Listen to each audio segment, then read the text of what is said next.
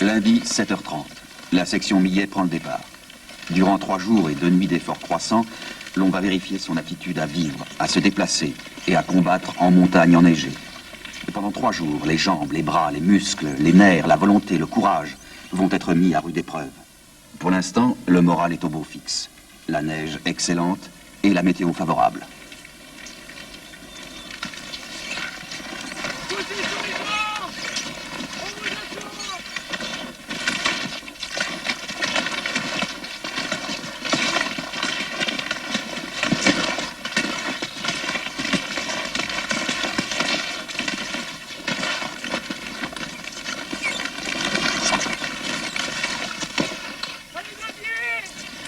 Le souffle s'accélère, les ampoules prennent naissance, les muscles chauffent jusqu'à la crampe.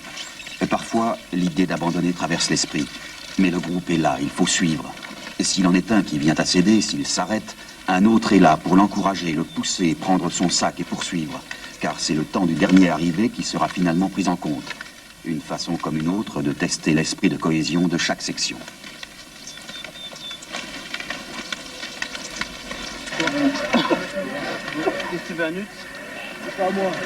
Vous avez des gens plus ou moins en forme le jour de l'épreuve. Et ces gens-là, il faut les alléger, prendre les sacs, donner les armes, les motiver un peu. Comment?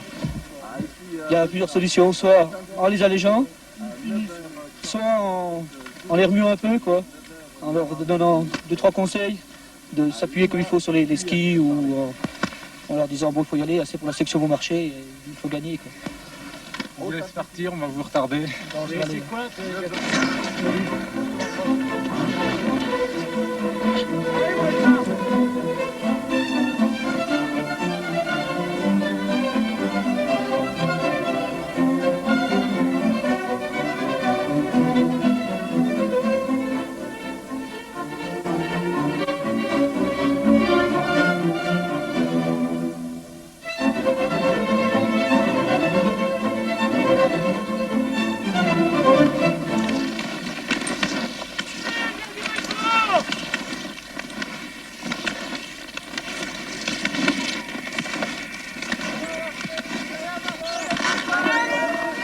11 heures, enfin le sommet.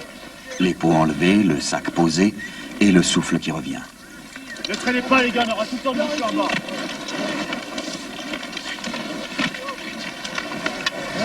On est super dans les temps là, c'est très bien. Allez, sac à dos.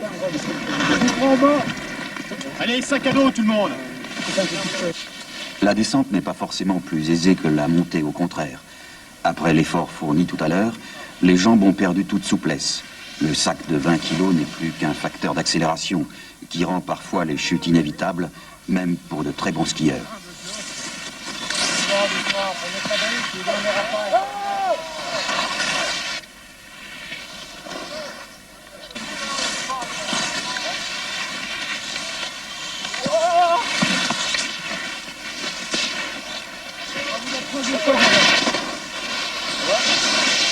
Non, non, crame pas. Dites-moi, qu'est-ce qui est le plus difficile, la montée ou la descente?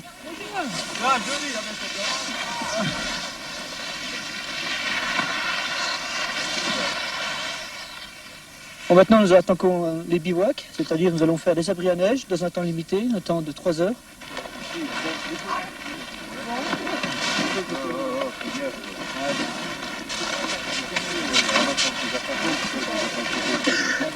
Voilà, nous, actuellement, on opte pour des igloos enterrés, c'est-à-dire qu'on ne fait plus des igloos avec blocs pour monter, qui sont très très longs, généralement plus froids, et on essaye de creuser dans la neige, dans la couverture même, hein, pour faire en fait des trous à neige.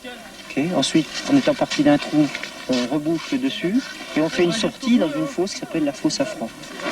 Alors la température qu'on peut espérer, tout dépend comment l'igloo a été fait. Il y a quelques règles à respecter. Et notamment les épaisseurs de neige. Il faut que la neige ait au minimum 50 cm d'épaisseur pour voir un peu calorifus, si vous voulez. Il faut éviter également de faire des plafonds trop hauts, sinon l'air chaud monte.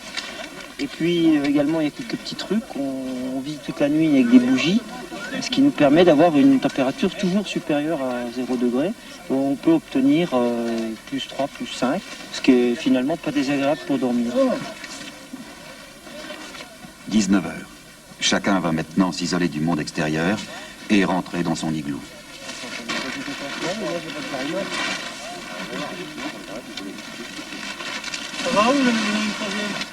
Quelle est la première impression d'une nuit dans un igloo? Oh, il crache. Bon, sympa. C'est froid.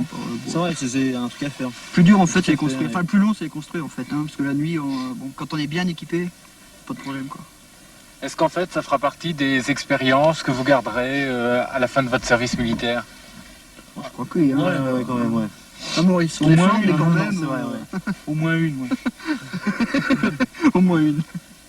Et est-ce que le fait d'être en groupe, ça vous aide aussi bien pour la montée en pot de phoque que pour même la vie en igloo? Ouais, plutôt. Ouais, surtout On soutient mutuellement. surtout qu'il y a une très bonne ambiance au niveau section. Pas de problème de relation même Entre cadres et entre cadres et chasseurs et tout le monde. Pas de problème ça. Et ça aide beaucoup, moi, je crois, au niveau moral. Quand on décroche, quand ça arrive de décrocher sur la trace. Surtout le moral qui joue là-dedans.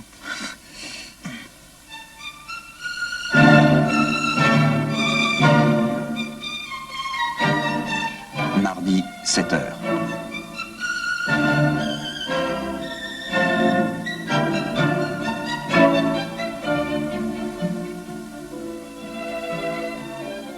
Et la nuit s'est bien passée? La nuit, un peu froid peut-être. Autrement c'est impeccable. On a bien dormi, quoi, si on peut appeler ça dormir. Et maintenant, qu'est-ce qui va se passer? Et ben maintenant on va attaquer une semaine de combat, quoi, une journée de combat.